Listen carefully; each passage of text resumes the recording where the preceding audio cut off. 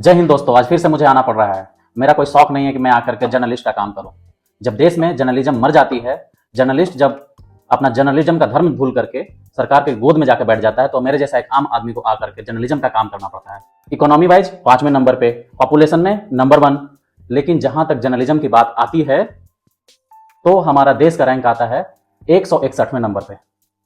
तो हमारे जैसे, आपके जैसे लोगों का क्या कर्तव्य नहीं बन जाता है, जहां पे देश के जवान सिपाहियों के दम पर आज हमारा देश पाकिस्तान को मुंहतोड़ जवाब दिया और ऑपरेशन सिंदूर को इंजाम दिया। उसके बाद बीजेपी का एक मंत्री आता है और उनको आतंकवादियों की बहन बताता है। इससे शर्मिंदगी भरी बात और क्या हो सकता है। डूब मरना चाहिए विजय शाह को, और डूब मरना चाहिए उस पार्टी के लोगों को, डूब मरना चाहिए जेपी नड्डा को। किस मुंह से हमारे देश के प्रधानमंत्री सबका साथ सबका विकास की बातें करता है? हमारा देश का मुसलमान भाई हमारे देश के लिए लहू बहाने के लिए तैयार है, लेकिन नफरती गैंग मुसलमानों को हर संभव प्रयास कर रही है बदनाम करने का।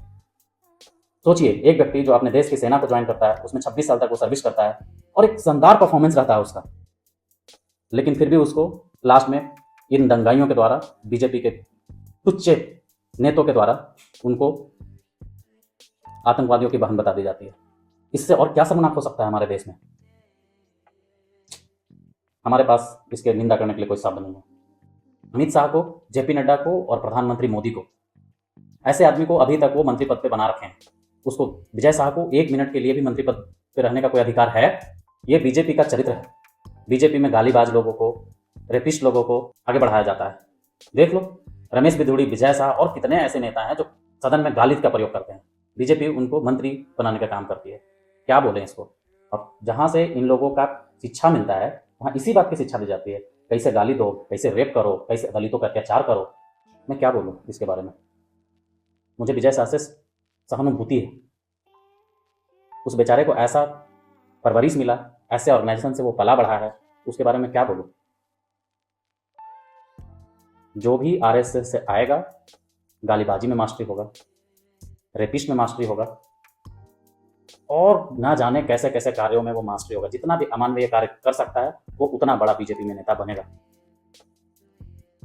यदि वो बोल दिया इंडिविजुअल लेवल पे, विजय शाह इंडिविजुअल लेवल पे बोल दिया, उस बीजेपी का कर्तव्य बनता था कि उसको लात मार के बीजेपी से बाहर करे, लेकिन बीजेपी उसको बचाने का हर संभव प्रयास कर रही है। तो यही चरित्र है बीजेपी और आरएसएस का।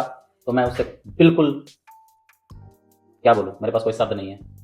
ऐसे नीच गलीच लोगों के लिए मेरे पास कोई शब्द नहीं है। मैं यदि इसको कुत्ता बोलूंगा तो कुत्ते की बेइज्जती होगा, लेकिन रमेश बिधूड़ी हो गया, फिर विजय शाह हो गया, ऐसे लोगों को मैं क्या बोलूं? कुत्ता नहीं बोल सकता मैं इसको, बेचारे कुत्ते की बेइज्जती हो जाएगी। कुत्ता एटलीस्ट अपने देश के लिए वफादार होता है, लेकिन रमेश बिधूड़ी, विजय शाह, ये लोग कभी देश के ना हो सकते हैं और ना समाज के हो सकते हैं। तो सिर्फ और सिर्फ सत्ता के लिए जितना नीचे गिर सकते हैं उतना नीचे गिर रहे हैं। ये बीजेपी वाले सबको देशभक्ति का सर्टिफिकेट बांटते फिरेंगे, लेकिन देशभक्ति नाम का कोई चीज़ नहीं है ये। चलिए मिलते हैं किसी अन्य वीडियो में, तब तक के लिए जय हिंद, जय भीम।